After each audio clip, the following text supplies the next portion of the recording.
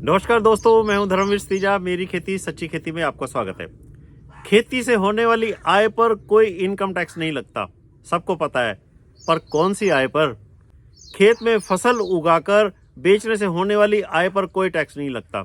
चाहे आपने अनाज, दालें, सब्जी, फल, फूल या मेडिसिनल प्लांट्स लगाकर कितनी भी कमाई की हो, या जमीन को ठेके पर देने से जो कमाई होती है, कोई टैक्स नहीं लगेगा। और खेती वाली जमीन पर कैपिटल गेन टैक्स भी नहीं लगेगा। लेकिन अगर आपने खेती वाली जमीन पर change of land use certificate लेकर कॉलोनी काट कर प्लॉट बेचते हो तो टैक्स लगेगा। एग्रीकल्चर फार्म हाउस बनाकर किराए पर देते हो तो टैक्स लगेगा। या मुर्गी पालन, मछली पालन, डेयरी पालन या कुछ और व्यावसायिक एक्टिविटी करते हो तो इनकम टैक्स पर छूट नहीं मिलेगी। बिजली बिल पर भी छूट नहीं मिलेगी। गवर्नमेंट कहती है कि इनकम टैक्स रिटर्न भरो, चाहे आपने टैक्स देना हो या ना देना हो, और अपनी सारी आय दिखाओ। अब बात यहाँ पर फंस जाती है कि किस फसल पर कितनी प्रति एकड़ आय होती है। अनाज, दालों, तिलहन पर आपको पता है कि थोड़ी सी कम आय होती है। सब्जी में, फलों में जो है ना, चांस ज़्यादा होते हैं ज़्यादा पैदावार होने के।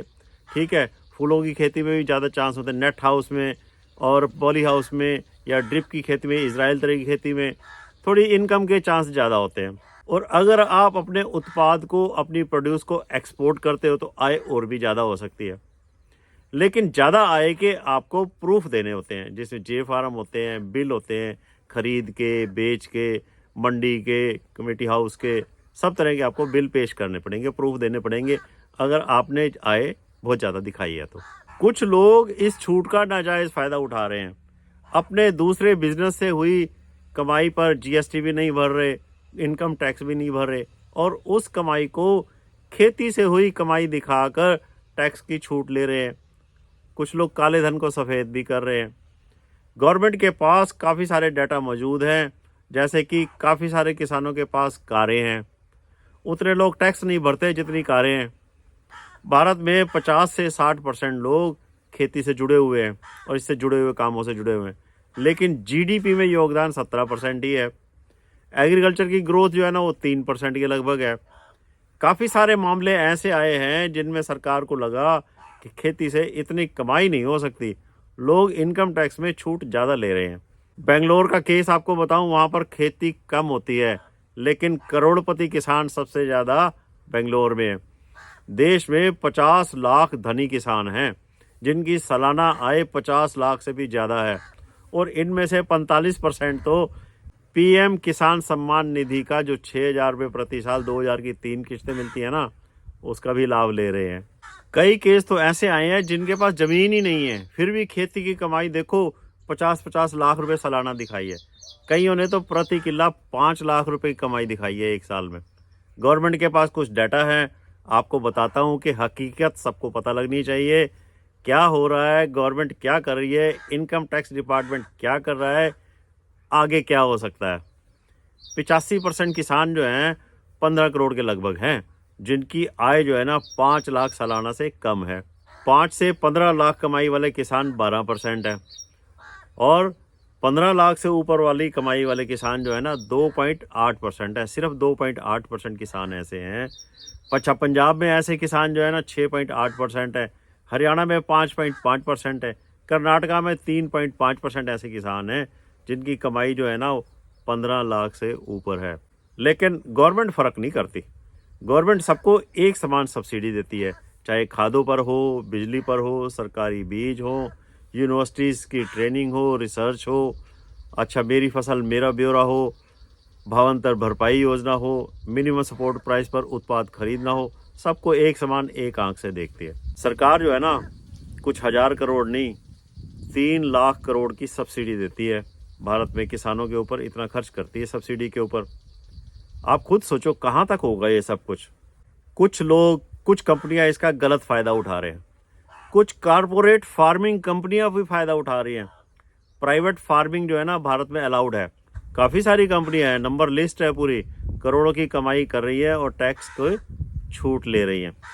एक इनकम टैक्स रिटर्न में किसी ने 7 लाख रुपए प्रति किल्ला की आमदनी दिखा दी, जे फार्म भी दे दिए, बिल भी दे दिए, इनपुट्स खरीद के भी दे दिए, कि मैंने ये कुछ बोया था, फिर ये बेचा, एक्सपोर्ट किया, कुछ भी उसने किया, बिल सारे सबूत दिखा दिए। अब इनकम टैक्स डिपार्टमेंट क्या कर रहा है, इतने सारे केसों की छानबीन कर रहा है। वो सैटेलाइट से जो इमेज है ना, जो हमारे खेतों के चित्र हैं, उनकी खोजबीन कर रहे हैं, छानबीन कर रहे हैं। तो 7 लाख रुपए प्रति किल्ले की कमाई जिसने दिखाई थी ना, उस सीजन में जब ये देखा गया कि उस खेत में तो कुछ पैदा ही नहीं हुआ था ऐसे पे पकड़े जा रहे हैं। सैटेलाइट से सारी तस्वीरें जो है ना चेक की जा सकती हैं।